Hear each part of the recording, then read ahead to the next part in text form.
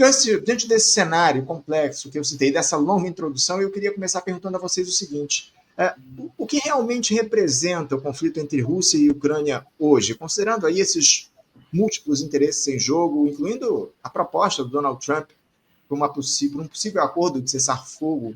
Enfim, o que justifica ou justificaria a manutenção desse enfrentamento hoje?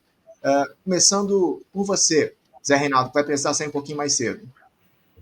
Obrigado, Anderson. Eu queria cumprimentar o meu amigo Gilberto Maringoni e o professor Maurício Metri. É um prazer compartilhar com vocês essa roda de conversa, essa entrevista, esse debate da sexta-feira aqui no Faixa Livre. Cumprimento todos aqueles que acompanham esta live.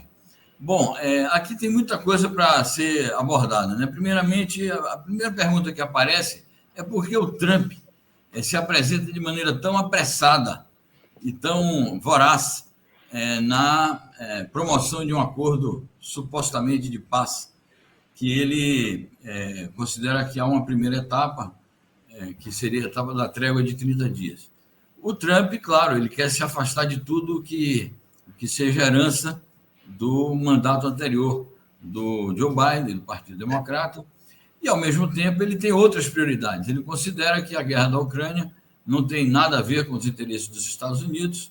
A concepção desta facção do Partido Republicano é muito diferente da dos democratas e mesmo a de outras facções que já dominaram o Partido Republicano, por exemplo, a família Bush, e ele, portanto, tem aquela concepção mais isolacionista dos Estados Unidos. Ao mesmo tempo, não quer se associar a uma derrota, porque está configurada a derrota da Ucrânia, está configurada a derrota da OTAN, e, portanto, é uma derrota também da política dos Estados Unidos, ele não quer se associar a isso. Então, a guerra na Ucrânia não cabe no pressuposto do governo Trump, que é a chamada América em primeiro lugar, e fazer da América um país grande de novo, ele admitindo que a América se apequenou.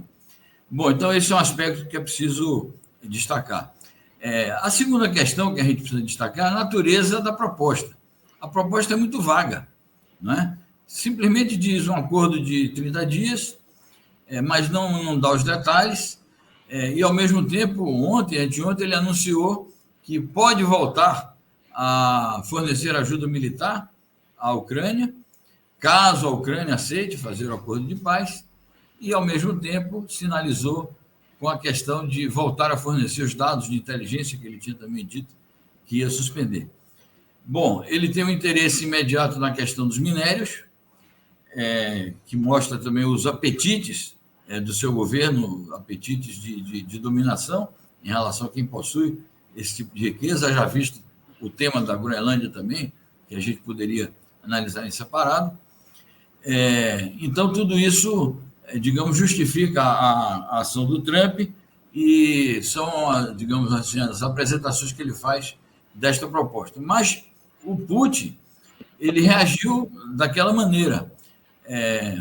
Foi publicado amplamente ontem em todos os meios de comunicação a íntegra das declarações que o Putin deu na presença do seu parceiro ali da Bielorrússia, o Alexander Lukashenko, onde ele diz o seguinte, em síntese seria o seguinte: sim, mas só que não, né? Porque ele diz o seguinte: nós acatamos muito bem a ideia de um cessar-fogo, mas quem não acata a ideia de um cessar-fogo? Só que ele se diferenciou do Trump quando o Trump diz: isto é um acordo total, né? E o Putin procura mostrar que ele diplomaticamente diz que tem muitas nuances, mas, na verdade, tem muitas lacunas, tem muitas questões não respondidas. Bom, ele agradeceu diplomaticamente ao Trump e também agradeceu, fazendo justiça, a iniciativas de países relevantes como o Brasil, a China, porque o Celso Amorim e o Wang Yi fizeram uma proposta de paz por escrito, agradeceu a África do Sul, agradeceu a Índia. Então, são países parceiros da Rússia no BRICS que, de alguma maneira, se manifestaram pelo cessar-fogo e com propostas mais agradáveis, digamos assim, aos propósitos da Rússia. Não quero me estender tanto, mas vou elencar aqui algumas razões que o Putin levanta para, digamos assim, aceitar pero não útil. ele alega o seguinte: primeiro, não deve ser apenas um cessar-fogo. Nós devemos lutar por uma paz duradoura, porque o cessar-fogo, ele diz, nós não temos segurança de que o Zelensky irá cumprir as cláusulas que venham a ser apresentadas para o cessar-fogo. Ele já põe em dúvida a sinceridade do Zelensky, que, na verdade, aceitou o cessar-fogo, a ideia do cessar-fogo, sob aquela pressão intensa que o Trump fez sobre ele, pressão e ameaça fez sobre ele. Ao mesmo tempo, ele diz o seguinte: cessar-fogo durante 30 dias para vocês continuarem armando a Ucrânia, para a Ucrânia se preparar para uma futura ofensiva contra a Rússia. Então, ele apresenta essa questão. Cessar-fogo sem a garantia de que a Rússia não será de novo atacada porque está sob ataque na cidade de Kursk.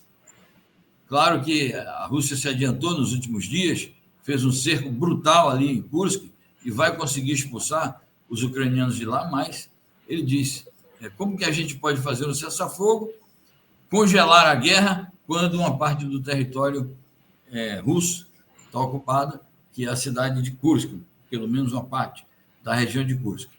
E, ao mesmo tempo, e com isso eu termino, o Putin considera que uma verdadeira construção para a paz tem que levar em conta o que ele chama de situação real no terreno, portanto, a situação objetiva da guerra, em que claramente é uma potência vencedora e, portanto, se sente no direito de apresentar os condicionamentos para firmar um futuro acordo por uma chamada paz duradoura. E aí ele repete as mesmas alegações anteriores ao 24 de fevereiro de 2022. É a questão da desnazificação, da desmilitarização, principalmente, da Ucrânia não se tornar uma ameaça real à segurança territorial da Rússia, é a não entrada da Ucrânia na OTAN, é não aceitar o que o Zelensky chama de garantias, porque as garantias do Zelensky seriam asseguradas mediante a presença de tropas estrangeiras nas proximidades das fronteiras russas. Ele disse que não aceita isso. E, adicionalmente, se a gente olhar bem o que ele declarou na coletiva de ontem, ele levantou a questão das indenizações, das sanções que foram impostas à Rússia. Funcionários altamente graduados do governo Trump ameaçaram com a retomada ou com o acréscimo de sanções. Vamos ver o que é que o Trump vai dizer sobre isso. Então, é um conjunto que, na verdade, não são nuances, não são meras lacunas. Aqui está o buziles da questão, como se diz, e ele, inclusive, diz o seguinte: se não se tratarem as causas raízes do problema, aquilo que motivou o que ele chama de operação militar especial, essa trégua será equivalente a nada. Portanto, ele diz: eu espero o telefonema do Trump para a gente acertar esses detalhes. É isso. Obrigado, Zé Reinaldo, pela tua primeira intervenção. Passando a palavra já para o professor Maurício Metri. Professor, como é que o senhor vê aí esse conflito hoje, diante desses interesses múltiplos que estão colocados, enfim? O que é que representa esse conflito entre Rússia e Ucrânia hoje na sua análise? Bem, bom dia a todas e todos. Mais uma vez, quero reiterar aqui meus agradecimentos pelo convite, poder participar aqui do Faixa Livre com o Gilberto, com o Zé Reinaldo Carvalho, que eu tanto acompanho todas as manhãs dos dias aí. A minha sugestão de leitura, assim, vai bem complementar ao que o Zé Reinaldo já colocou, mas trazendo uma coisa mais estrutural, né, por pano de fundo. Tem um redesenho aí de uma equação, né, que é a equação do núcleo central das grandes potências, tá?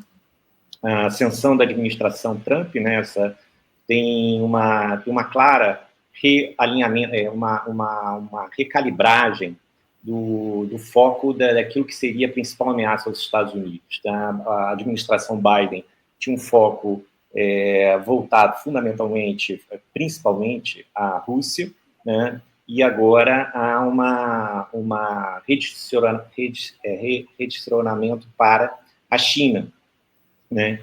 E nesse processo, que geram esses desafios bastante significativos. Tá? O fato de apontar para a China já era uma coisa que todos os analistas, em geral, esperavam, né, dado a projeção chinesa em todos os campos, né, tecnológico, produtivo, econômico, comercial, geopolítico, enfim, em algum momento esse tensionamento entre Ocidente e China iria acontecer, né, de uma forma mais acelerada, mais direta, enfim, sobretudo lá no Mar do Sul da China. O que é a novidade, do meu ponto de vista, é digamos, a reinserção da Rússia, tá?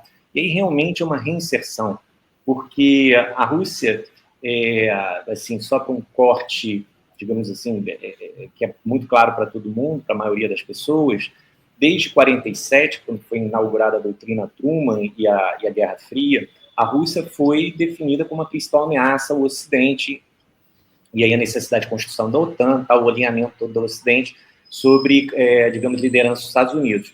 Quando tem o final da Guerra Fria, a decisão dos Estados Unidos de Washington foi de não só manter a Rússia como a principal ameaça, e em razão disso, a expansão da OTAN, e mais grave ainda, né, uma paz punitiva à Rússia, coisa que é pouco falada, porque, digamos, o plano de terapia de choque foi formulado por economistas ocidentais, implicou uma violência pesada dentro da Rússia, gerando quase uma situação de guerra civil. Os mais velhos vão lembrar que em 92, 93, digamos, a Duma chegou a ser bombardeada por tanques, quando havia discussão da implementação desse plano ali.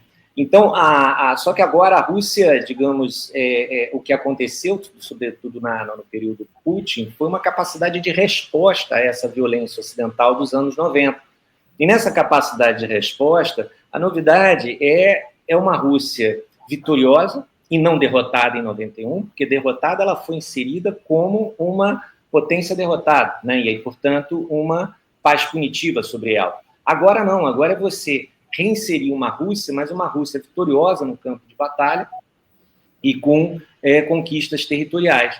E aí, nesse sentido, a minha avaliação da administração Trump ao ressignificar a China, né, ao ressignificar a ameaça, apontando para a China como a principal desafio aos desafios geopolíticos norte-americanos no sistema, a realizar a derrota do Ocidente para a Rússia. E, nesse sentido, a colocar esse ônus na conta da administração Biden e negociar seria uma espécie de a menos pior paz possível com a Rússia, dado que ela venceu no campo de batalha. Nesse sentido, a ideia de acelerar um cessar-fogo é congelar as fronteiras como estão agora, porque se a guerra prolongar, a tendência é, de fato, a Rússia avançar num recorte ainda mais favorável no território da Ucrânia. Então, existe um processo de realização da derrota que vem acompanhado, que está acompanhado com essa reinserção da Rússia, mas uma Rússia vitoriosa, e não mais uma Rússia derrotada. Nos anos 90, derrotada. Hoje em dia, uma Rússia vitoriosa. E essa equação não é simples, né, de colocar. Só para fechar essa questão, que é sempre qual é a paz, né? Eu me lembro sempre da música do Marcelo Yuca, né, do Rapa, que pergunta qual é a paz que eu pretendo conservar, que eu não quero conservar para tentar ser feliz, né? Embora o Yuca estivesse falando de uma situação de violência urbana do Rio de Janeiro, na verdade é sempre a pergunta, né? Porque todo mundo fala, todo mundo concorda com a paz, mas qual é a paz que está se falando, né? Nesse sentido é que vem a agressão. Enfim, só para ilustrar, se perguntar lá na faixa de Gaza, para a turma do Hamas, qual é a paz, é uma paz de 2 estados. Se perguntar para Tel Aviv qual é a paz, vai ser uma paz de um cemitério de crianças e mulheres na faixa de Gaza. Portanto, quando se fala em paz, em cessar-fogo, a princípio todo mundo é a favor. Mas, obviamente, qual é o desenho dessa paz que é a grande questão que está por detrás ali da situação atual, né, da ordem do dia. Obrigado, professor Maurício, pela sua primeira intervenção. Maringoni, uma vez, queria te ouvir também sobre tudo isso que o Zé Reinaldo e o professor Maurício trouxeram aqui para a gente. Como é que você analisa esse conflito nos dias de hoje? O microfone fechado, Maringoni.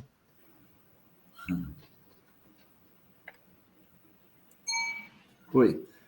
Bom, Anderson, obrigado. Primeiramente, eu quero cumprimentar, depois de ter cumprimentado você, Anderson, os meus amigos e companheiros aqui, o Zé Reinaldo Carvalho, que é um amigo de 40 anos, a gente convive junto e estamos sempre nos encontrando em situações de debate, de embates, enfim, é um companheiro que tem uma coerência impressionante em toda essa sua trajetória. E o meu amigo Maurício Metri, que tem um livro brilhante sobre política internacional, num tema difícil que poucos tratam, que é a diplomacia monetária. Eu li, é um livraço, eu recomendo a todo mundo o livro do Maurício. Entrando aqui nesse nosso tema, eu concordo com as duas colocações, tanto do Maurício quanto do Zé Reinaldo, que quanto mais a gente se distancia do início, do tempo do início da guerra, aquele 23 de fevereiro de 2022, da guerra na Ucrânia, a gente vê que esse acontecimento tem uma característica de mover peças muito profundas no tabuleiro internacional. As consequências da guerra, a maneira como os Estados Unidos encararam a guerra, Estados Unidos e a OTAN, mas é principalmente os Estados Unidos, o cerco à Rússia, o cerco econômico, financeiro, o sequestro de reservas, isolamento da Rússia do mercado de energia europeu, explosão, sabotagem dos gasodutos Nord Stream 1 e 2, retirada da Rússia do sistema financeiro internacional na prática, pela sua retirada no sistema de pagamentos SWIFT, e o espalhamento, a difusão de uma russofobia pelo mundo. A gente teve aqui em São Paulo, isso deve ter acontecido, isso aconteceu em vários lugares do mundo, mas houve restaurantes aqui em São Paulo que pararam, naquele começo de 2022, de servir vodka e strogonoff, porque são pratos russos. Parece piada, mas isso aconteceu. Então, houve uma tentativa de demonização da Rússia, de isolamento da Rússia, numa guerra que parecia que o país iria ser destroçado. Finalmente, os Estados Unidos iam conseguir desmembrar a Rússia, derrubar o governo Putin e mudar a geopolítica na Eurásia, o que implicaria uma redefinição, um redesenho das alianças e do posicionamento dos Estados Unidos no cenário internacional. E isso foi um tiro pela culatra, porque se os Estados Unidos têm muita experiência, têm muita expertise em bloquear países pequenos como Cuba, como Nicarágua, como Irã, você fazer cercos e de fato, o Iraque, isso fizeram com vários países do mundo, fazer com que a qualidade, o nível de vida da população despencasse, tentando tornar impopulares governos diante da população, quando eles se deparam com um país continental, com um país do peso, da importância da Rússia, o bloqueio se tornou um tiro pela culatra. O redesenho que é feito na guerra na Ucrânia evidencia muito uma coisa. A guerra na Ucrânia, mas todo o cerco na Ucrânia, feito a partir do governo Clinton, com o avanço da OTAN para leste, na tentativa de isolar o inimigo histórico dos Estados Unidos, que era a União Soviética, e se achava que mecanicamente seria a Rússia, é fundamentalmente uma ofensiva democrata, muito mais do que republicana. A guerra na Ucrânia começa com o golpe da Praça Maidan em 2014, no governo Obama. O governo Trump, o primeiro governo Trump, não colocava a Rússia como inimigo principal. Inimigo principal já na estratégia de defesa nacional que o Departamento de Estado, um plano anual que o Departamento de Estado divulga, e está todo na rede, está todo na internet, a gente já via ali que, embora o Departamento de Estado colocasse a Rússia como um país não aliado, um país problema, o foco, isso no governo Trump 1, era a China. E quando o governo Biden vem, o governo Biden retoma a política do Obama, do avanço da OTAN, da ameaça à Rússia, mas para isso ele conta com os países da Europa Ocidental. Nos países da Europa Ocidental, a Rússia, na União Soviética, foi um problema. Era o medo russo, o medo do comunismo, o avanço do comunismo, a chegada do comunismo aos países da Europa do Leste, a Polônia, a Tchecoslováquia, a Romênia, a Hungria, Bulgária, sem contar aquela revolução independente que foi a Revolução Iugoslava e a Constituição da República Democrática da Alemanha. Então, a Rússia era um problema para a Europa, a União Soviética era um problema para a Europa. E esse problema que o governo Trump herda tira de foco o inimigo central na geopolítica dos últimos 20, 25 anos, que é a China. E o Trump busca limpar essa área e promover um cavalo de pau na política externa americana, focando no inimigo principal. Ele não tem... Qual é o interesse dos Estados Unidos de cercar a Rússia hoje, colocar bases na Ucrânia, fortalecer bases na Polônia, num país que não é imperialista, não é expansionista? A Rússia não tem colônias, a Rússia teve uma intervenção na Síria, mas é uma intervenção pontual. Ela não é como os Estados Unidos, que busca se espalhar com bases militares pelo mundo, embora tenha uma política externa.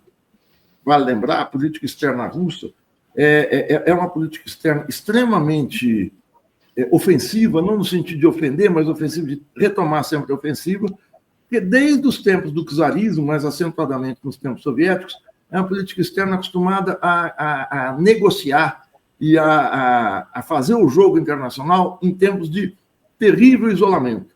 A União Soviética esteve isolada do mundo ao longo dos anos 20, ao longo de boa parte dos anos 30, consegue fazer uma política externa extremamente ampla durante a Segunda Guerra Mundial, conformando a frente aliada contra o nazifascismo, mas na Segunda Guerra volta o isolamento. Então, diante disso, é que a Rússia conseguiu habilmente se colocar diante dessa ofensiva democrata Europa Ocidental. Eu ouso dizer que essa é uma ofensiva neoliberal. Neoliberal não no sentido de ser uma ofensiva politicamente, mas dos países do neoliberalismo progressista. É a França, a Inglaterra, a Alemanha do Scholz, os próprios Estados Unidos, muito mais do que países que estavam vinculados aí ou à direita, à extrema-direita, como a Itália e como outros países, embora a gente tenha a Polônia contra a Rússia, tem uns países em torno dela, mas é uma guerra basicamente democrata. Tanto que o Trump busca mudar rapidamente essa questão. A paz negociada pelo Trump agora é uma paz que ele busca fazer, e isso é o redesenho da política externa americana, retirando os antigos aliados europeus da jogada. O discurso do J.D. Vance, do vice-presidente, em Munique, em 14 de fevereiro, é sintoma disso. A votação na ONU, em 28 de fevereiro, em que numa moção de condenação à Rússia, que tem 95 votos contra a Rússia, em que os Estados Unidos seriam os aliados naturais dos Estados Unidos, condenar a Rússia no governo Biden, houve 95 votos contra, 63 abstenções e 18 votos a favor da Rússia. Os Estados Unidos se deslocaram do bloco ocidental e votaram a favor da Rússia, junto com a Venezuela, junto com Cuba, junto com a Coreia do Norte, junto com a Nicarágua. Foi impressionante essa mudança, rapidamente. E isso desconcerta a política internacional. Eu ouso dizer que o fim da guerra na Ucrânia, o Trump tem feito, nesses 54 dias de governo, 54, 55, uma ofensiva em várias áreas na política externa. A questão da Groenlândia, do Golfo do México, do Panamá, do Canadá. Mas as duas questões centrais que o Trump está buscando avançar com mais ousadia são o fim da guerra na Ucrânia, uma guerra que não interessa, e a questão das tarifas, mas principalmente a guerra na Ucrânia. Eu vou tentar fechar dizendo o seguinte: para o Trump, qual é o interesse em enterrar bilhões de dólares numa guerra? Não é que ela é inglória, é uma guerra inútil, como ele mesmo fala, é uma guerra inútil para os Estados Unidos.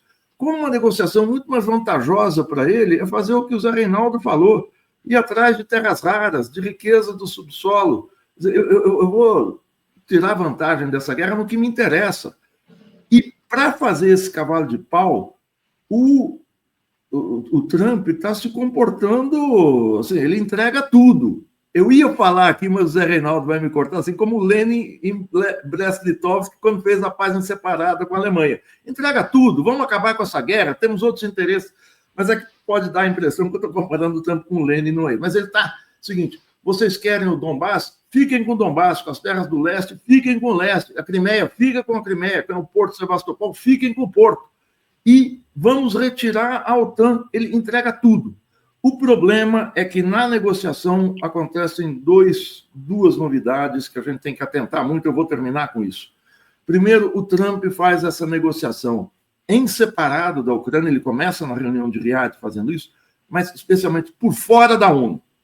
É uma mensagem secundária que está nessa negociação. O Trump quer enfraquecer o sistema ONU, isso a gente pode discutir mais adiante, mas por fora da ONU. E outra é que ele inclui a Ucrânia agora na negociação, e há essa pequena mudança que eu ainda não consigo entender, espero que os meus companheiros aqui consigam raciocinar em cima disso, que é incluir a Ucrânia e fazer essa proposta de 30 dias, que me parece muito mais o interesse da Ucrânia de dar um tempo para reorganizar forças, para tomar um respiro.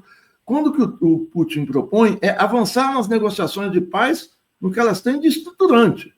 Vamos negociar o território, vamos negociar a OTAN, vamos discutir a desmilitarização da Ucrânia.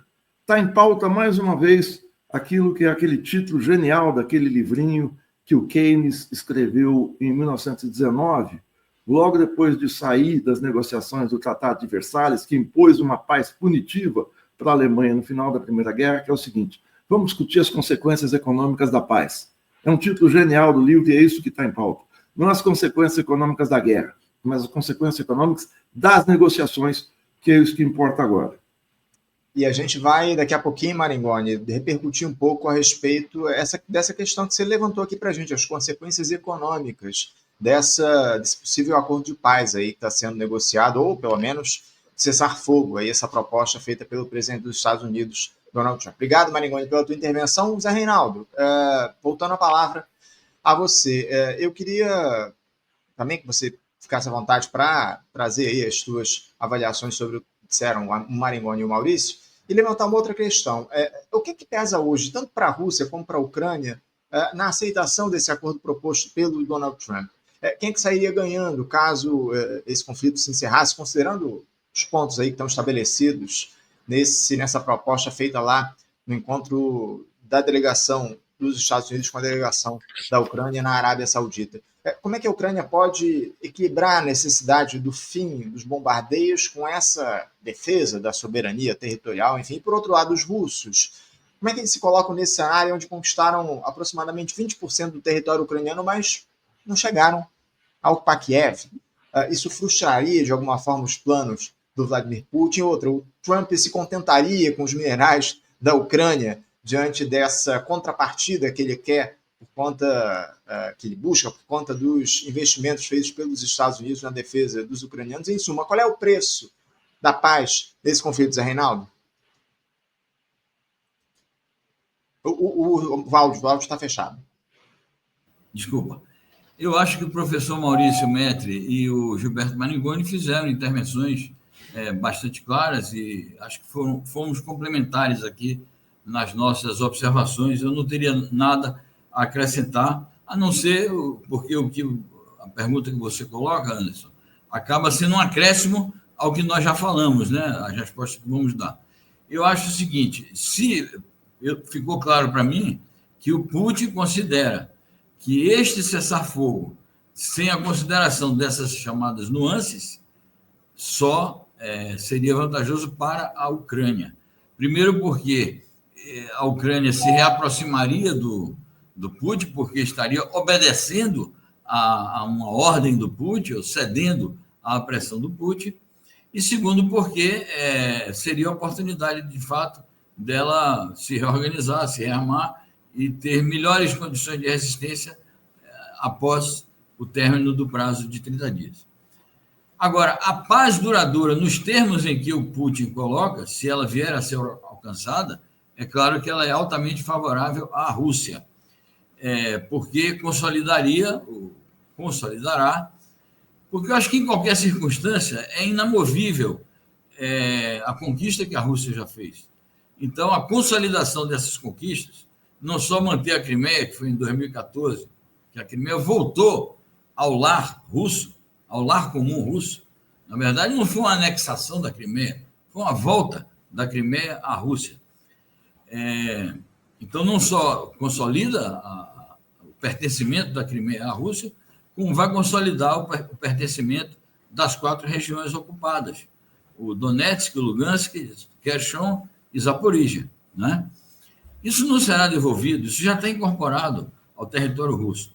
Claro que existem bolsões de resistência da Ucrânia nessas 4 regiões que ou serão tomados mano militare ou farão parte, a retirada da Ucrânia desses bolsões será objeto da negociação visando a chamada paz duradoura. Eu não creio que o objetivo da Rússia seja a ocupação total da Ucrânia. Essa questão de não chegar a Kiev e tal. Não acho que seja isso, né?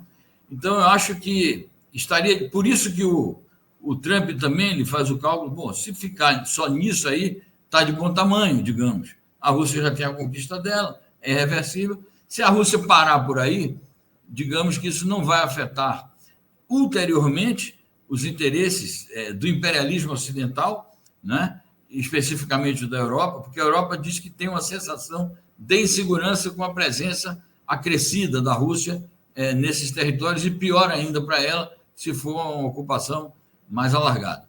Então, se ficar assim, está de bom tamanho, menos para a Europa vai continuar resistindo. Bom, por isso que tampouco é fácil. O Trump ele diz que é fácil, que eu vou fazer no próximo... Com 24 horas eu assino um decreto e está acabada a guerra. Depois ele diz com 100 dias. Isso vai durar mais tempo. Não é assim tão simples, não é? O Putin já deixou claro. Agora, eu queria fazer um parênteses aqui sobre a Crimeia, porque, veja, ninguém de sã consciência poderia imaginar, e os russos não imaginavam, principalmente eles, que a União Soviética ia acabar. E tudo o que acontece no entorno pós-soviético, portanto, no entorno da Federação Russa, todas as chamadas revoluções coloridas que houve por ali e outras mais que tentam ainda fomentar, tudo isso é fruto da desagregação da União Soviética. Então, a Crimeia pertencia à União Soviética, a Ucrânia pertencia à União Soviética. Esse era o lar comum soviético. A Ucrânia, a Crimeia só passou às mãos da Ucrânia na época da União Soviética por uma doação, por uma manobra política do Khrushchev, que era ucraniano. Ele entregou a Crimeia para a Ucrânia. Antes disso, a Crimeia foi uma das repúblicas constitutivas da União Soviética. E depois desapareceu como república e foi entregue à Ucrânia, mas a Ucrânia como república da União Soviética, não como um país separado. E é preciso ainda revisitar a história, que o berço da civilização russa é Kiev, de toda essa civilização que é ucraniana, que é russa, etc. Da própria Igreja Ortodoxa Russa, o berço é Kiev. Tanto que na época, ainda na época do czarismo, era chamada assim, a Rússia era chamada a Grande Rússia, a Ucrânia era chamada a Pequena Rússia, e a Bielorrússia era chamada, como é até hoje, a Rússia Branca. Era tudo Rússia. Então, a Ucrânia só existe como país independente por causa do artifício que foi a queda da União Soviética, a desagregação da União Soviética, no âmbito de uma contra-revolução política, não é?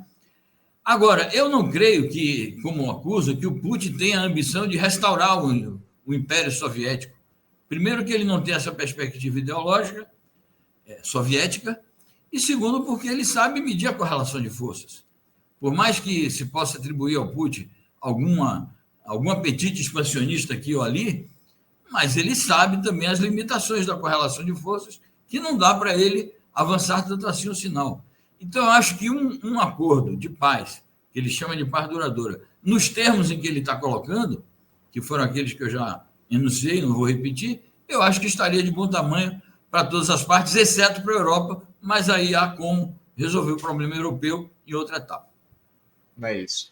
Zé Reinaldo, eu estou de olho aqui no relógio, eu não quero te atrapalhar, você tem um programa daqui a pouquinho, você vai entrar no ar, então eu preciso te liberar. A gente tinha combinado aqui ficar até 9h30, são 9h25, vou passar a palavra para o próximo entrevistado, então já quero te liberar, te deixar à vontade e, acima de tudo, te agradecer a presença aqui. Obrigado pela tua participação com a gente hoje em mais esse debate, viu, Zé Reinaldo? Eu que agradeço, Anderson, agradeço também aos meus companheiros, Maurício e Gilberto. É isso, eu tenho um programa agora às 10 da manhã, ao vivo também, para tratar desse assunto. Eu tenho que dar uma preparada não só no conteúdo, como também tem a parte técnica que você conhece bem, Anderson. E entendimentos aqui com a minha convidada, de maneira que fica para a próxima uma participação mais prolongada, mas foi um prazer imenso compartilhar com vocês todos. Um forte abraço para o Gilberto Maringoni, para o Maurício Metri, para você, Anderson, e para o nosso público. Obrigado, Zé Reinaldo. Um abraço forte para você, um bom programa. Até a próxima. Obrigado. Conversamos aqui com Zé Reinaldo Carvalho. Zé Reinaldo, que é jornalista e editor internacional do site Brasil 247, participando com a gente aí nessa primeira metade de debate. Mas eu vou dar continuidade aqui, passando a palavra para o professor Maurício Metri. Eu queria ouvi-lo também sobre isso, professor, a respeito do preço dessa paz que nós vamos ter, ou que está no radar aí em relação ao conflito entre Rússia e Ucrânia, que já ultrapassa 3 anos. Como é que a gente pode chegar aí a esse acordo, professor? Bem, excelente pergunta, Anderson. Realmente não é fácil um processo de paz, né? É aquela coisa que todo mundo converge, todo mundo, de algum modo, deseja, mas quando vai sentar na mesa, a coisa não avança, né? Eu começaria analisando assim, para a Ucrânia, não interessa para o Zelensky, tá, a paz, né? Para ele, digamos assim, ele já entendeu que o processo de paz vai escantear ele é um ativo que vai ser abandonado e vai ficar à própria sorte no sistema. Para a população ucraniana, eu diria que é absolutamente desejável, para quem acompanha o que está acontecendo dentro da Ucrânia, é absolutamente desesperadora a situação da população civil, sobretudo dos homens jovens que têm sido capturados, raptados, para servir, né, digamos, como bucha de canhão lá no fronte de guerra. Um esgotamento total da sociedade com relação a isso. E para a Rússia, obviamente, que um cessar-fogo imediato, como o Gilberto já colocou, o Zé Reinaldo também já desenhou, não interessa digamos, um imediato hoje, um cessar-fogo. Por quê? Por causa da região de Kursk, onde existem tropas ucranianas em território em solo russo. Né? Teve até uma operação muito coisa de cinema, né, que os soldados russos entraram num gasoduto de 15 quilômetros, levaram alguns dias para atravessar, para poder, digamos, avançar territorialmente ali. Então, Putin teve agora em Kursk, né, em regiões já dominadas, reconquistadas, e acelerando o processo. Ou seja, ele quer o cessar-fogo, ele quer negociar a paz, mas antes disso ele quer digamos, garantir as linhas que convém, as linhas fronteira que convém à Rússia e a Moscou. Tá?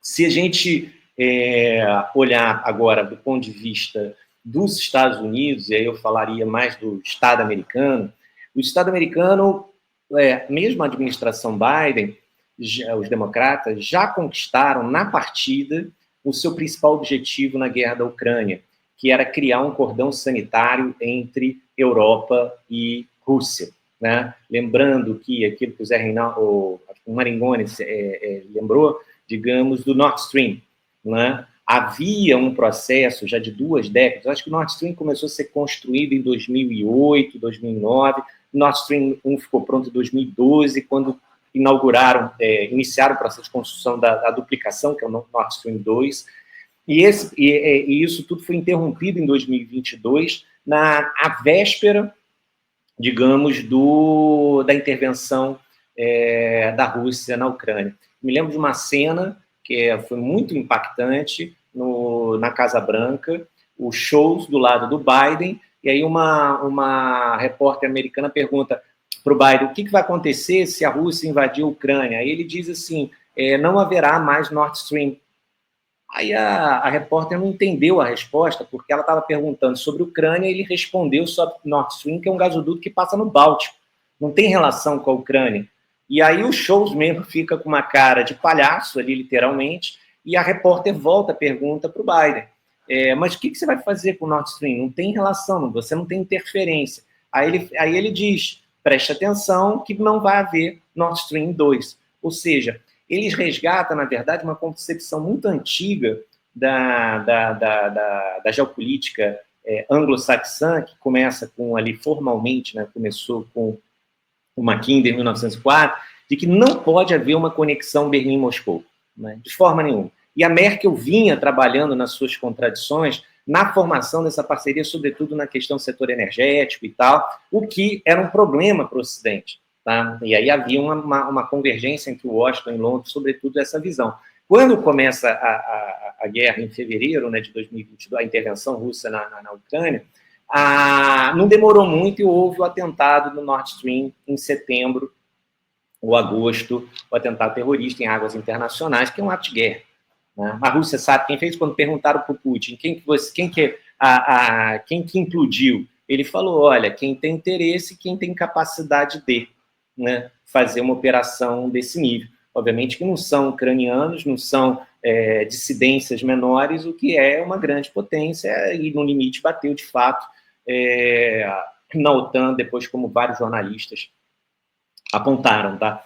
Mas o fato é que o início da guerra da Ucrânia permitiu a ruptura e esse cordão sanitário entre a Europa e a Rússia, o que interessa muitíssimo aos Estados Unidos.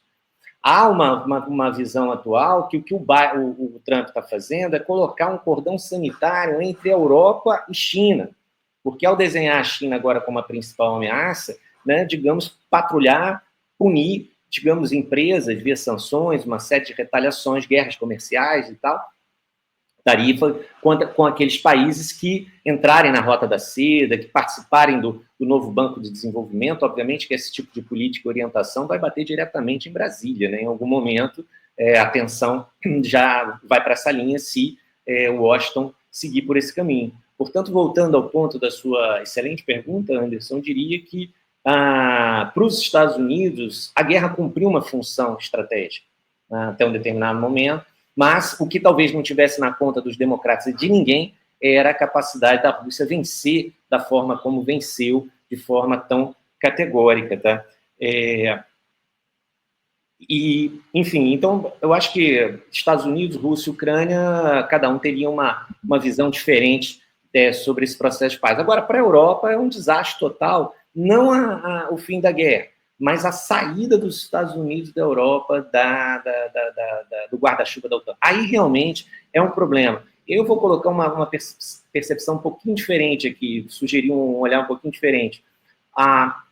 O desespero do Macron, o desespero da Inglaterra, o desespero da Alemanha, o desespero da União Europeia frente a esse fato, não importa o quanto Putin diga que não quer fazer, que não quer expandir, o simples fato da Rússia ser o que ela é hoje, ter domínio dos instrumentos sensíveis, de armamento sensível, e ser o tamanho que está, ganhar na guerra e ser capaz de, digamos assim, responder às pesadas sanções econômicas que foi submetido, já coloca a Europa numa posição defensiva, militarista, a não ser que o Putin faça manobras que levem em consideração esse sentimento de insegurança que inverteu, né? Se antes a expansão da OTAN colocava a Rússia numa posição de insegurança, os acontecimentos recentes inverteram essa percepção. E não importa o que o Putin diga ou o que o Putin acha, então, os caras vão reagir ou vão se sentir pressionados a esse processo. Queira eu, que todos nós, que a diplomacia prevaleça em detrimento de uma lógica militarista, estrito senso, que é o que a Comissão Europeia está propondo. É um plano de 800 bi de armamento da Europa, aí é um desastre total. Né? O único fiador para evitar uma confrontação direta entre a Europa e a Rússia é o princípio de mútua destruição, caso a diplomacia falhe na tentativa de fazer uma concertação de freios e contrapesos para, digamos, mitigar essa pressão que independe de quem está lá. Independe se no caso, enfim, conservador, de esquerda, de direita, enfim, de qualquer um dos lados, essa percepção, ela, digamos, empurra essa lógica desastrosa da guerra. É isso, professor. Obrigado. pela sua intervenção, com um detalhe, né? Porque muito se falava antes, ou pelo menos ali no início daquele conflito, que com as sanções econômicas que estavam sendo impostas à Rússia, a tendência é que haveria, em curto espaço de tempo, os russos desistiriam desse conflito diante dos problemas econômicos que seriam trazidos por conta das sanções. Pelo contrário, o que a gente viu ao longo dos últimos anos foi um crescimento da economia russa, acabou invertendo a lógica. Maringoni, eu quero te ouvir também sobre isso que a gente trouxe aqui para a discussão, o preço dessa paz. Como é que você vê? Fica à vontade para discorrer a respeito do que trouxe aí o Maurício. Olha, o preço maior, seja econômico, financeiro e político, quem vai pagar é a Europa Ocidental. Se a Ucrânia vai ser praticamente... ela vai ser derrotada, mas muito mais do que derrotada, existe um grande risco da Ucrânia ser inviabilizada como país se os Estados Unidos tomarem conta das suas riquezas de subsolo. A indústria ucraniana está arrasada. A Ucrânia teve, durante os tempos da União Soviética, e até há poucos anos, uma indústria aeronáutica poderosa, se não me engano, Tupolev, eu não me lembro qual das grandes empresas de aviação estava sediada na Ucrânia. A Ucrânia era o celeiro da União Soviética, a agricultura também está muito penalizada. Então, economicamente, ela está com muitos problemas. Se tirarem as riquezas do subsolo, mais ainda, e com a posse da Rússia de territórios estratégicos, especialmente do porto para águas quentes, a viabilidade da Ucrânia como país, ela pode continuar até existindo, mas eu acho que vai continuar existindo, mas numa situação de desastre econômico que vai levar décadas para se recolocar no cenário internacional com algum peso. Eu não quero ser futurólogo, não é isso que eu estou falando, mas dadas as condições que estão sendo desenhadas na paz, não no cessar-fogo, mas na paz, a coerência interna da Ucrânia como país está num risco muito sério. Agora, o segundo derrotado é a União Europeia, em especial o seu setor do neoliberal progressista. Esse nome é muito impreciso, mas as suas lideranças, o trabalhismo conservador inglês, Macron, o SPD, a gente viu o que aconteceu com o Partido Social Democrata alemão, ou seja, os partidos atlanticistas da Europa vão perder muito. E há uma transformação na Europa muito séria, que é impulsionada, ela não é causada por isso, mas ela recebe um grande impulso nesse processo da derrota ucraniana, que é o avanço da extrema-direita. A extrema-direita, nos países, em especial na França, na Itália e na Alemanha, embora muitas vezes não de forma explícita, mas sim na forma de agir, eles não são partidos atlanticistas, ou seja, não são partidos que tomaram, que apoiam decididamente a invasão ou a guerra na Ucrânia. Embora a Giorgia Meloni tenha feito declarações em favor da guerra, ela acabou sendo empurrada a fazer declarações justamente por conta do desgaste que diante da avassaladora propaganda da guerra, diante dessa mobilização que tomou a Europa de alto a baixo, ela inverteu uma posição que não é a posição dela, mas ela se colocou pró-OTAN. Mas o avanço da extrema-direita é o avanço de quem não quer a guerra. Se não se coloca em favor da Ucrânia, coloca como contra a guerra. Isso deu impulso ao avanço da extrema-direita na Europa Ocidental. Se a gente olhar, o Maurício tocou num ponto muito, muito sério, quer dizer, que é a ligação da política alemã histórica, da Alemanha com a Rússia. Mas isso é histórico, assim. Os dois países estiveram contra Napoleão no começo do século XIX. O Clausewitz, o grande teórico da guerra, que tem o livro da guerra, que é autor daquela frase que está não só nos compêndios acadêmicos, mas também nas palavras cruzadas, né? A guerra é a continuação da política por outros meios.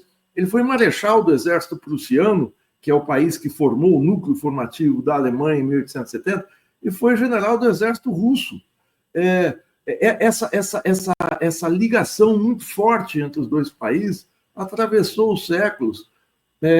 A própria reconstrução da indústria bélica alemã no início do nazismo, ali em 33, 34, 36, até 35, quando a Alemanha estava desmilitarizada por força do Tratado de Versalhes, a reconstituição da indústria aérea, da indústria aeronáutica alemã, se deu em concessões de território, de terrenos na Rússia, e começam a ser feitos aviões, não eram aviões de combate, mas aviões de treinamento, planador, aviões pequenos, no oeste da Rússia, próximo à Alemanha.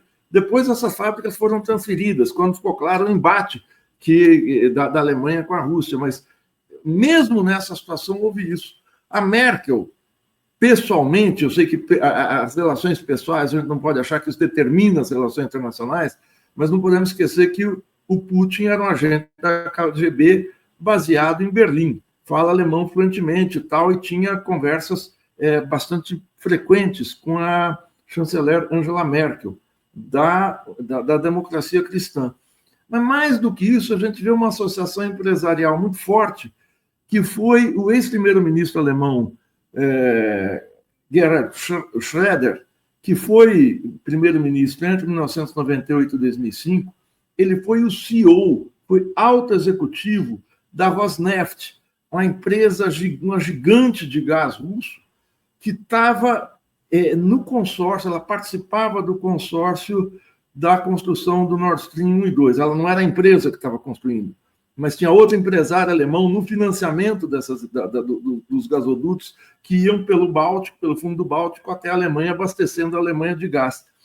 E o rompimento, a guerra, empurra a Europa para uma crise econômica muito séria, no imediato pós-pandemia. A Europa está tentando se recuperar da pandemia, acontece a sabotagem em setembro, como bem lembrou o Maurício, dos 2 gasodutos, e a Alemanha passa a ter uma carência de gás para movimentar a sua indústria, até para abastecimento doméstico. O preço do gás quadruplica em algumas regiões da Europa, não só na Alemanha, mas na França, na Itália. Há um surto inflacionário na Inglaterra, inflação em 2022 de mais de 9%. Então a Europa deu um tiro no pé imenso, facilita um discurso da extrema-direita e fica de mãos atadas numa aliança com os Estados Unidos, em nome da segurança europeia, em nome de combater o perigo russo, que ela entra. A Alemanha, por exemplo, entra em recessão. A Alemanha teve um crescimento negativo de 0,2% no ano passado, muito por causa da crise energética. Eles passam a comprar gás, primeiro da África e depois dos Estados Unidos, a um preço muito mais elevado. Então, a guerra tem um custo enorme para a Alemanha. Aí você me pergunta, qual o custo da paz? O custo da paz pode ser dramático com esse avanço da extrema-direita. A gente viu o que foi o avanço muito rápido da AfD nas eleições alemãs. Eu sei que Portugal é um país secundário dentro das 2 grandes economias europeias, ou continentais, a França e a Alemanha, mas nós vamos ter agora, mês que vem, eleições em Portugal. Caiu o governo português há alguns dias. Pode ser que tenha um avanço maior do Chega, o Chega vem fazendo um avanço. O Chega começa em 2018 ou 2019, com 2 deputados, 2 anos depois passa para 10 ou 12, e nas últimas eleições, agora, há 2 anos, eles chegam a 50 parlamentares no parlamento português. Então, esse avanço da extrema-direita talvez seja o preço maior, que não é um preço monetário, financeiro, que a Europa vai pagar. É uma mudança no mapa do balanço de forças dentro de cada país. Todos eles são anti-atlanticistas, o que coloca em questão a própria sobrevivência da OTAN. O chanceler, o possível novo chanceler alemão, Friedrich Merz, fez um anúncio semana passada, ele não formou o governo ainda, mas provavelmente é o chanceler, de investimentos, de aumentar fortemente o investimento militar e infraestrutura na Alemanha. Quer dizer, acaba esse negócio de austeridade fiscal. Não é a volta do Estado de bem-estar, mas é um investimento estatal na indústria bélica. Foi secundado pela Ursula von der Leyen, presidente da Comissão Europeia. A Europa pode viver um investimento na indústria militar muito forte, isso vai alavancar as economias, isso a gente sabe o papel histórico que o investimento militar teve na recuperação dos Estados Unidos depois da crise de 29, no final dos anos 30, começando os 40. Então, a Europa usa o investimento militar para isso, diante de uma possível saída dos Estados Unidos da OTAN. O orçamento da OTAN, mais de 70% é bancado pelos Estados Unidos. E essa tem sido uma contrariedade explícita do Trump. Ele tem falado isso em discurso, que os Estados Unidos não querem mais bancar a Europa. Isso foi o discurso do Vance. Então, as consequências econômicas são dar continuar essa grande mexida no mapa geopolítico europeu e no mapa geopolítico do balanço de forças do mundo, dentro da estratégia, que tudo indica, do Trump, que é de limpar a área de quem são amigos e inimigos, quem são aliados, quem são oponentes, para se colocar diante da China, que é o grande inimigo real da economia americana. Obrigado, Maringoni. Professor Maurício, eu vou passar a palavra ao senhor. Maringoni, mais uma vez, citou essa questão da economia. Eu acho que é um tema fundamental para a gente analisar diante da possibilidade do fim desse conflito, ou no mínimo desse cessar-fogo aí por 30 dias. Como é que esse acordo impactaria a economia global? Vocês acreditam que a Rússia, por exemplo, poderia exigir o fim das sanções econômicas que foram feitas ao país ao longo desses últimos anos para avançar no cessar-fogo? Como é que ficariam os mercados globais de energia, por exemplo, especialmente considerando essa dependência europeia do gás russo? Empresas ocidentais voltariam a investir na Ucrânia e na Rússia em caso de um acordo de paz? Enfim, a própria reconstrução da Ucrânia seria financiada por quem? Como é que vocês avaliam a influência da economia nesse possível acordo? Professor Maurício, por favor. Sobre a questão econômica, eu tenderia a identificar um processo que vai acompanhar essa fragmentação, esses rachas, essa reacomodação, ou esse redesenho da geopolítica maior. Né? Por quê? Por exemplo, se de fato os Estados Unidos avançarem num enfraquecimento da OTAN, ou numa diminuição do seu peso, da sua importância, acomodando a Rússia e tal, isso necessariamente vai colocar a Europa numa lógica de uma economia de guerra, numa economia em que tem que lidar com os problemas de vulnerabilidade. Porque daí passa as economias nacionais vão ter que responder a esse dilema. Né? Se você tem questão de problemas de segurança energética, segurança alimentar, se você tem vulnerabilidades monetárias e financeiras na sua inserção no sistema internacional, se você tem vulnerabilidades tecnológicas, de acesso a tecnologias de ponta, sobretudo tecnologias críticas, tudo isso vai entrar como uma agenda prioritária. E nesse processo é natural, né, digamos assim, a implosão de uma ordem liberal e as práticas de políticas econômicas dirigidas ao fortalecimento do capital nacional, à indústria nacional, aos setores nacionais, à população, ao trabalhador nacional. Né? Então, prevalecendo essa lógica, digamos, da administração Trump, ao tentar reinserir a Rússia no sistema, porque a Rússia está fora do sistema econômico, está fora do sistema de segurança da Europa, porque a OTAN é voltada contra ela, tem sanções econômicas pesadas, tal. Essa reinserção, quero fazer um redesenho, colocar a Rússia, bota a Europa numa posição, como já discutido aqui, delicada. Né? E nessa resposta europeia a esse processo é a implosão da ordem liberal. Né? O Maringoni apontou nessa direção, do fortalecimento de uma forma bem detalhada, bem descrita,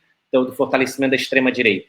Né? E a extrema-direita, nessas horas, ela opera, digamos assim, com uma objetividade, um pragmatismo, do ponto de vista da defesa do interesse nacional, às vezes até mais, digamos assim, compromissos com uma ideia de uma ordem econômica liberal, de mercados integrados e tal.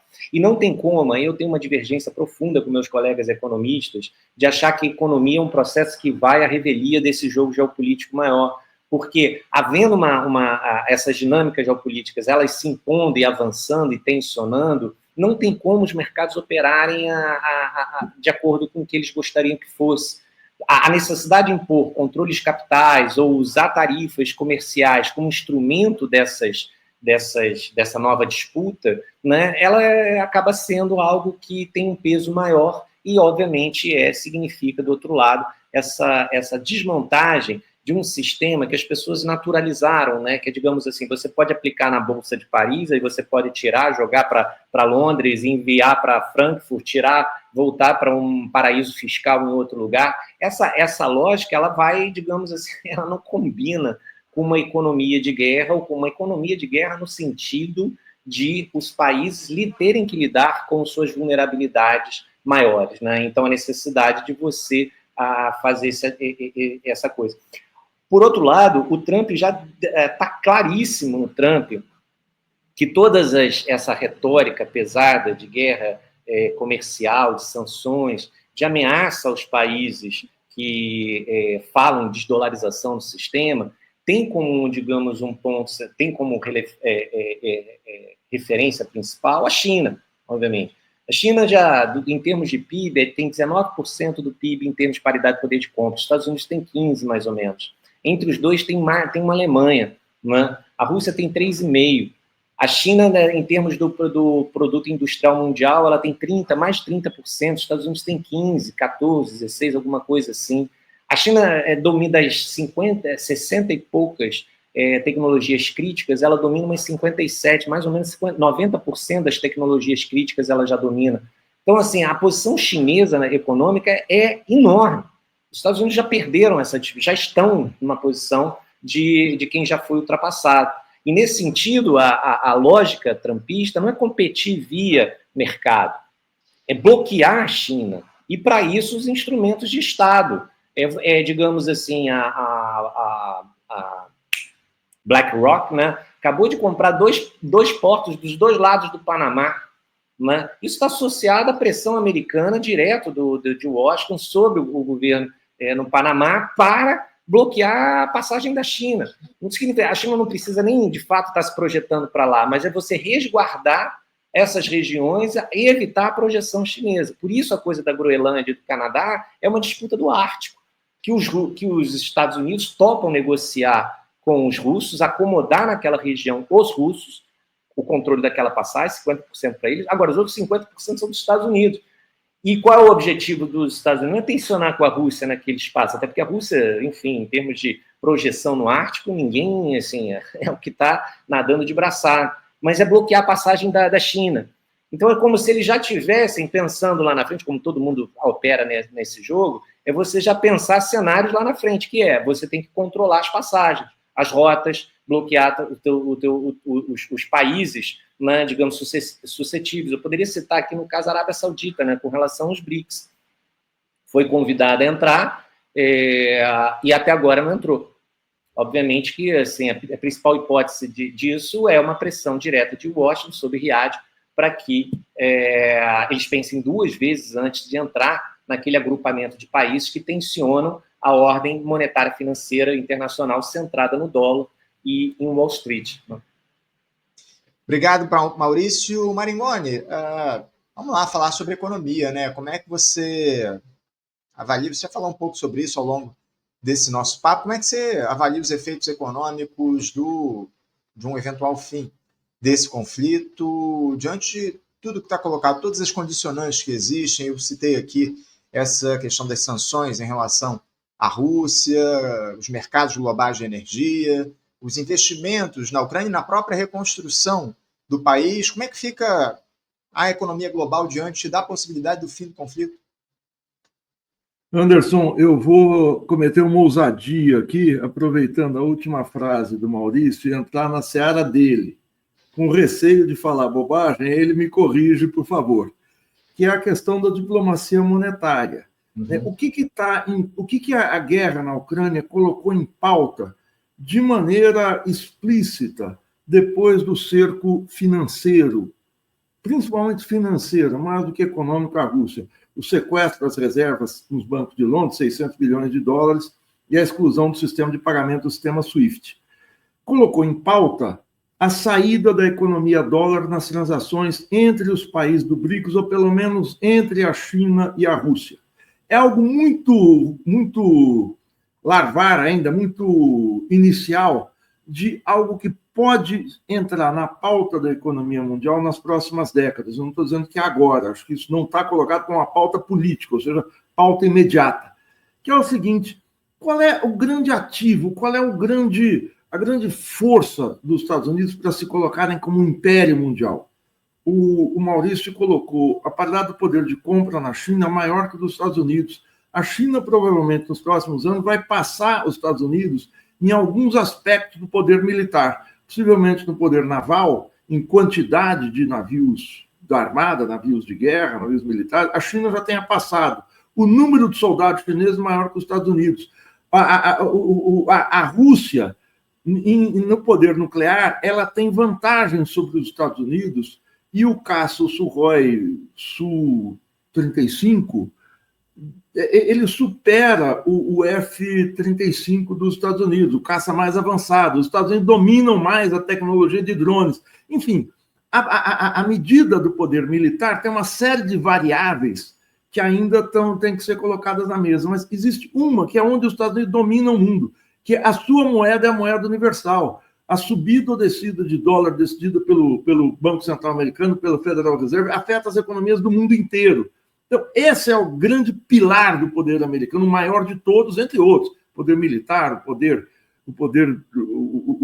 poder cultural, o poder político e tal. E isso começa a ser colocado em discussão. Eu repito, não quer dizer que a saída do dólar na economia mundial está na ordem do dia. Se a gente olhar para trás, a única experiência de passagem de um padrão monetário internacional para outro, que foi quando a Inglaterra, que dominava o sistema financeiro internacional com a Libra, e ela foi hegemônica até o começo da Primeira Guerra, até 1914, a Inglaterra tinha um padrão monetário que era o padrão ouro. A Libra correspondia a uma determinada quantidade de ouro depositada no Tesouro Britânico, no Banco da Inglaterra. Quando a guerra começa, a economia inglesa começa a ser suplantada pela economia americana, 20 anos depois, a Inglaterra, o mundo começa a abandonar o padrão ouro. E os Estados Unidos, a economia dólar, só vai se afirmar em 1944. Ou seja, são 30 anos de disputa para olhar lá para trás. Para frente eu não tenho a menor ideia, mas não é algo fácil. Mas isso foi colocado, de alguma maneira, em pauta. E é contra isso que o Trump, a ação do Trump se colocou, principalmente ameaçando os países do BRICS, de se alguém sair da economia dólar, vai ser punido, bloqueado, enfim, com todo tipo de punição. Essa é uma questão que entra na pauta. Ela não está na pauta, mas ela começa a entrar na pauta global. Como isso vai retroceder, vai avançar, não se sabe. A segunda grande questão é que, quando a gente fala em rearmamento europeu, preparação bélica, investimento na indústria militar, a gente está falando principalmente de política de Estado, política estatal. Não é o mercado que está dirigindo o direcionamento dos investimentos militares, é o Estado. E isso coloca uma outra questão, coloca em xeque a supremacia absoluta dos mercados na condução da economia global. A gente sabe que os Estados nunca saíram da direção das políticas econômicas, mas agora está explícito.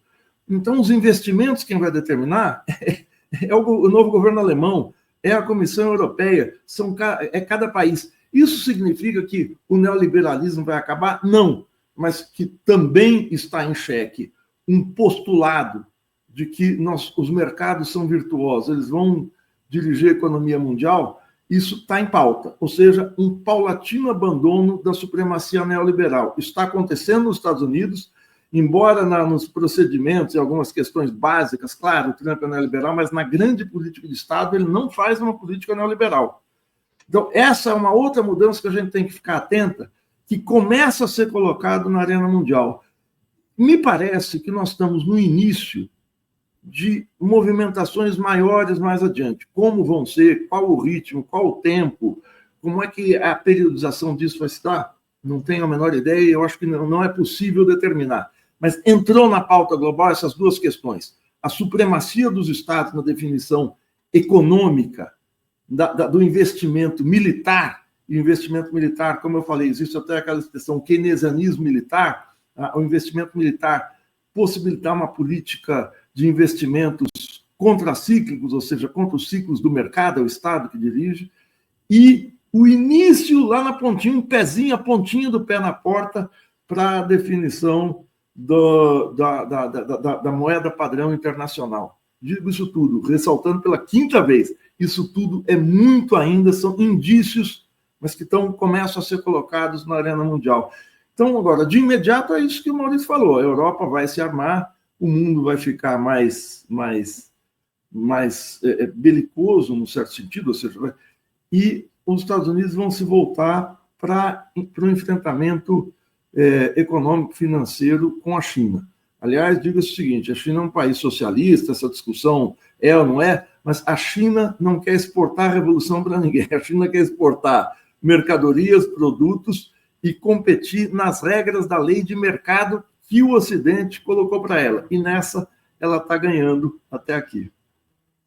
Tá certo. Gilberto Maringoni e Maurício Mestre, eu quero agradecer demais a presença de vocês. Professor Maurício, obrigado pela sua presença aqui com a gente nesse importantíssimo debate hoje no Faixa Livre. Viu? Um prazer recebê-lo aqui no programa. Anderson, reitero mais uma vez meus agradecimentos pela oportunidade de estar aqui, o gentil convite. E uma satisfação muito grande poder trocar com o Gilberto, uma pessoa que tanto admiro, o Zé Reinaldo, que eu acompanho quase que diariamente no 247, lá no jornal da Bom Dia, né? Enfim, mais uma vez, meu agradecimento.